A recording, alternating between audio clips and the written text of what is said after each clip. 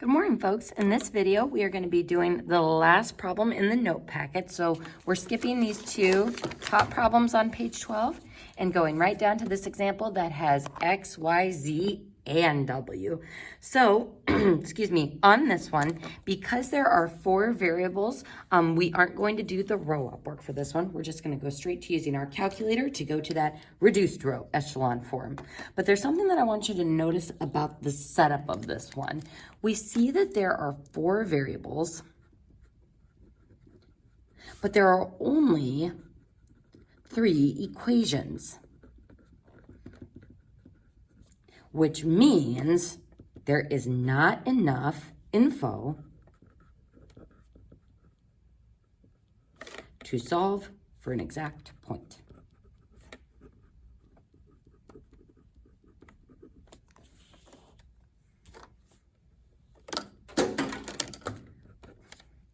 Here, my pen's falling there.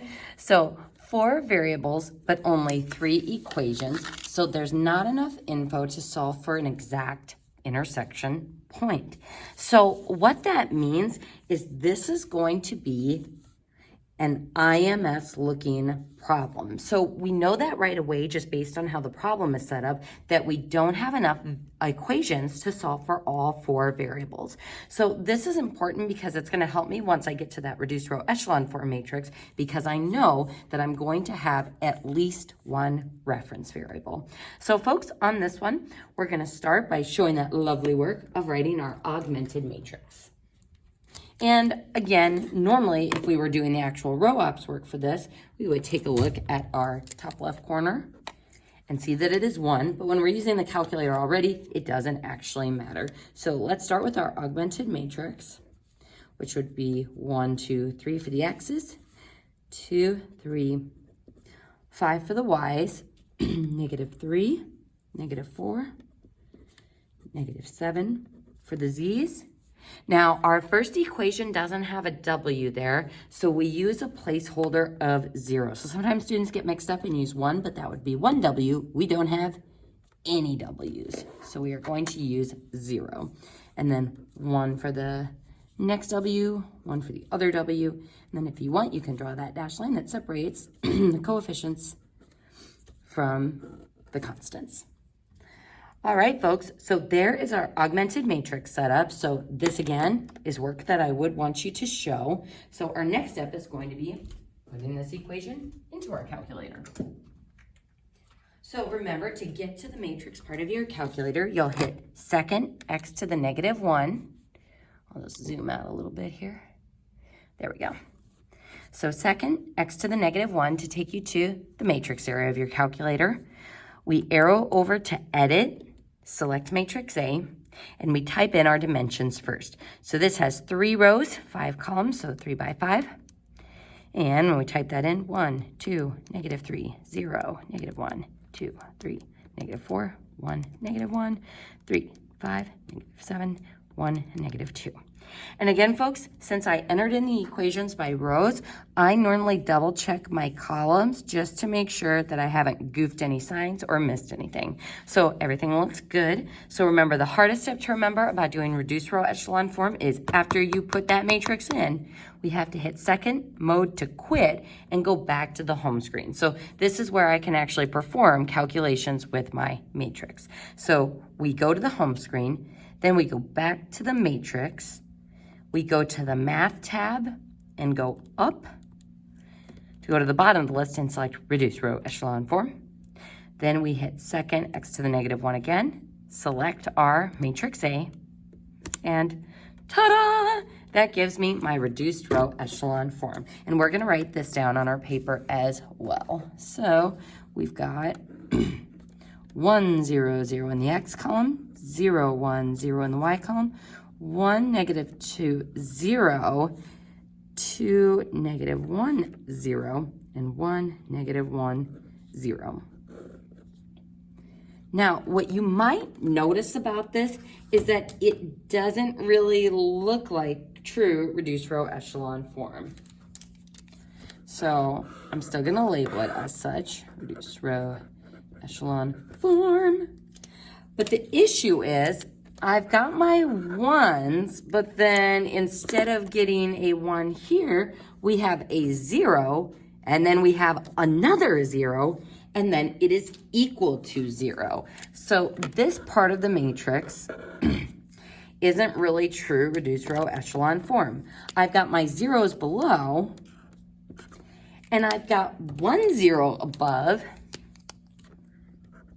but normally all of the other stuff above that slant of 1 should be zeros as well. So this kind of lets me know that we definitely have a special case going on. So let's go ahead and go back to these zeros, because anytime in a row you get 0 equals 0, that automatically means it's going to be infinitely many solutions. But now that we've been experimenting with matrices and IMS, we can come up with that coordinate point solution to describe what those intersection points would look like in terms of some reference variables. Now, if you look at that last line, and we think about our variable columns, this would be X, this would be Y, and we still have those in the first 2 rows. But in that last row, both Z and W cancel out. So this is a unique problem because I'm actually going to have 2 reference variables. Because in that last row, both Z and W canceled out. So this one's going to be a little bit different because my answer is going to be in terms of Z and W. So to show you what that looks like, I'm going to start writing the coordinate solution up here. Remember, W is at the end, and then Z. So I'm going to go ahead and write those 2 because in our coordinate solution formula, those are going to be my reference variables. And that means my expression for Y will be in terms of Z and W, and my expression for X will be in terms of Z and W. So how do we find those expressions? We're going to go back to our matrix and turn those rows back into equations. So looking at row number 2, this says 0x plus 1y minus 2z minus 1w or minus w equals -1. So I want to come up for an expression for y in terms of z and w. So to isolate that y, we would add 2z. We would add w. So y equals, and I like to put my variables in order that they appear in the point. So I'd put my z stuff first, then my w stuff, and then my constant -1 I'm going to put at the end. So what we have just found is that an expression for y in terms of our reference variables z and w. So for my y slot in my coordinate point solution, we can go ahead and write 2z plus w minus 1. So notice that I'm not putting the y equals in that slot, and that's because this whole thing represents y. So just be aware when you encounter these problems on my math lab, you will just be putting the expression and not the y equals part. Moving on to our expression for x in terms of z and w. We move to our first row, which will be our first equation.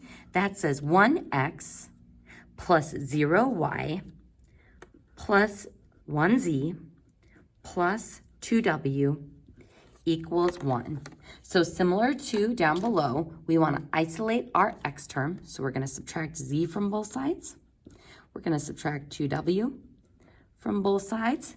So writing those in order, we get -z minus 2w plus 1. So an expression for x in terms of those 2 reference variables. So in my x slot, we'll have -z minus 2w plus 1. So this is my expression for x in terms of my reference variables z and w. And this whole big nasty thing is my coordinate solution. Oof. So our solution is IMS, but specifically, this is our coordinate point solution that describes the solutions that would work in all three of those equations. So let's go ahead and look at the very last problem of the Unit 1 note packet. It says, in the prior example, if W equals 3, so they're giving us one of the reference variables, and they're giving us Z equals -4, the other one. They want us to find the corresponding X and Y value that go with those reference variable values. So plugging in to that coordinate formula, we're gonna plug in 3 for the W. We're going to plug in -4 for the Z. And then we'll have 2Z plus W minus 1. So 2Z, -4, and then plus W, so plus 3, and then minus 1. So there's my Z, there's my W minus 1. Next, for our X value, we'll have -Z minus 2W plus 1. So -Z would be -4 minus 2W, so minus 2 times 3, and then plus 1. So let's see what happens when we simplify this. This gives me +4 minus 6 is -2, plus 1 is -1. And then this gives me -8 plus 3 is -5, minus 1 is -6. And that gives me -4, and that gives me 3. And this gives me one possible solution given that particular Z value and that particular W value. And I want you to put a note by this one, because this is important as far as checking goes. Because again, a lot of times students will do all of this part correctly and even all of this part correctly, but then they'll make little mistakes here with negative signs or missing a value with combining your like terms. So once you generate a coordinate solution, so once you use the coordinate formula to generate a solution,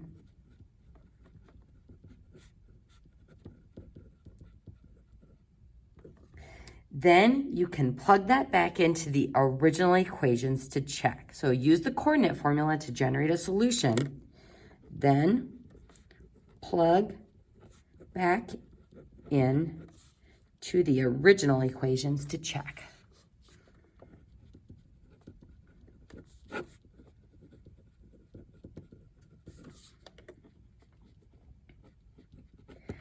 So in order to check to make sure our coordinate solution is correct, we can take this generated solution and plug it into all three equations to verify that it works. So plugging all 4 of those values in would give me a true statement here. If I use my calculator and plug them all in here, it would work. I would plug it in and get all of those to work. And this would verify that our coordinate solution is correct, and also that this truly is one of the many solutions for that system. So congratulations, folks. You have now finished the Unit 1 packet, and in the next videos, we'll be going over some of these row echelon and reduced row echelon problems in the notes together. So excellent work. We'll see you in the next video.